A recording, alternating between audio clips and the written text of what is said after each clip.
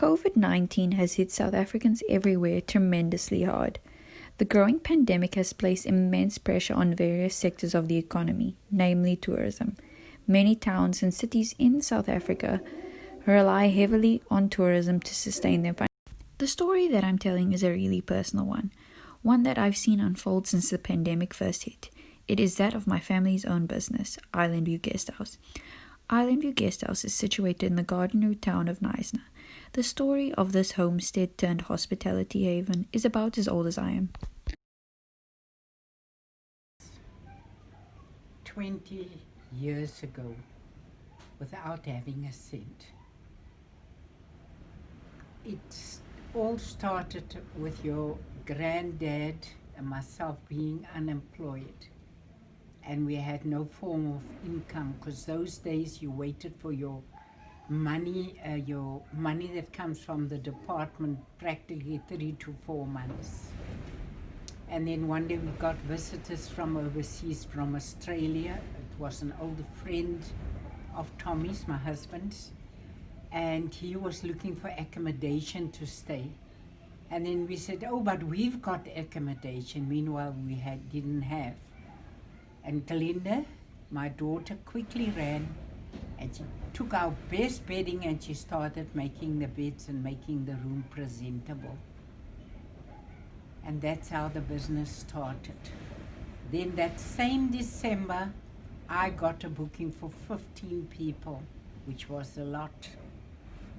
And as these people came in, and I didn't have the bedding or anything like that, or enough beds, and I said, look, you've got to first, I've got so many bookings, so you've got to first come, first serve. And then the next morning, they had their 50% put into my bank account. And I quickly ran to Mr. Sheet Street, and I went to buy 10 and 15 of each bedding that I needed. I didn't have beds at the time, and luckily for me, Mattress Man opened in Knysna, and he was so kind. He said, no, fine, I'm going to furnish your place, and when you make enough money, you're going to sort of pay me off, which I did. And that's how my business started. And people came to me and said, please don't just keep us there. Give us breakfast and give us food. We would love to eat by you, not just having a place to sleep. And that's how for years I've been feeding people, like giving them breakfast and giving them dinners. And eventually, yes, I scaled down. So I've just been giving breakfasts. And I had lots of people from overseas, and it was the best people, and locally, and they really and truly supported me. I was so full, I couldn't move. Now, then in later years, I decided, look, I'm going to sort of go in for a more relaxed type of business, and I went into for a backpackers, which was more workers' lodge. And it paid off. But unfortunately, with the COVID that we've got now, the lockdown, it really, really, really, really hit the business. Because number one, I couldn't afford my staff, and I had to take them every alternate day. The same with the gardener, every alternate day. And during lockdown, I couldn't sort of have them full time. Not even alternate days, but I had to pay them. And now I feel that, and I sincerely hope that it will pick up and business will go back to usual, because it's really a difficult period. Islandview Guesthouse is a homestead-based inn that has accommodated both working-class locals and international travelers for more than 2 decades. The COVID-19 pandemic has seen the business slow down, as is evident everywhere else in the tourism town of Knysna.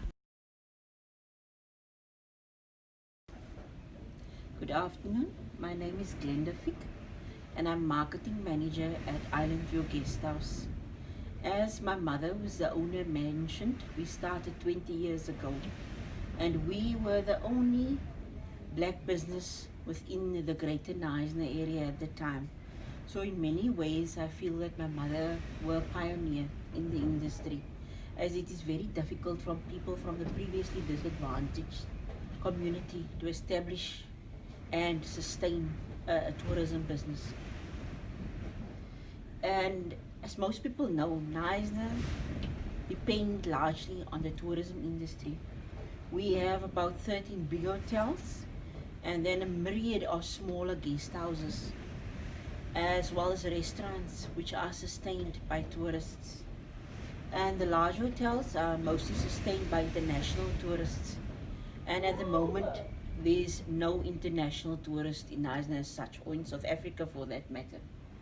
So, and I've noticed there is a decline in business all over, not only in the shops, the grocery stores, but the people's standard of life have dropped there drastically.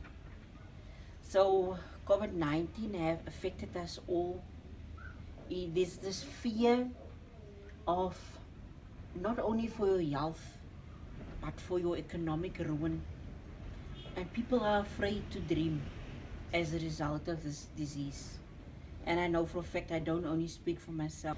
But I'm not hopeless or despondent.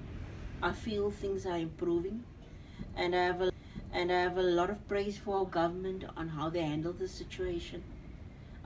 Didn't only have negative effects, but it taught us a different way of life. I've established a new passion, and I'm sure many people feel the same way. And we've started gardening, and everybody in the family is involved in gardening, food gardening. We have a few chickens that lay eggs and that help to provide manure for the garden. So in many ways, COVID-19 have taught us a lesson.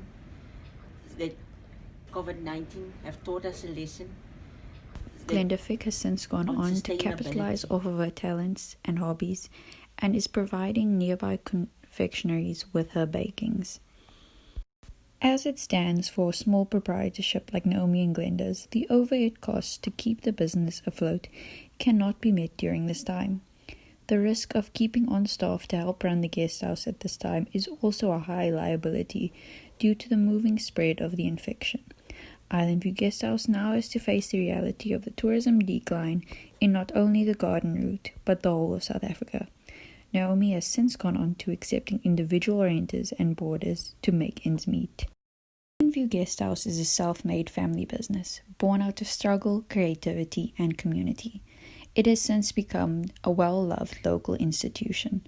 The proprietorship of this establishment are built on strong family values, and although the days ahead look bleak, the sun will always rise over the horizon.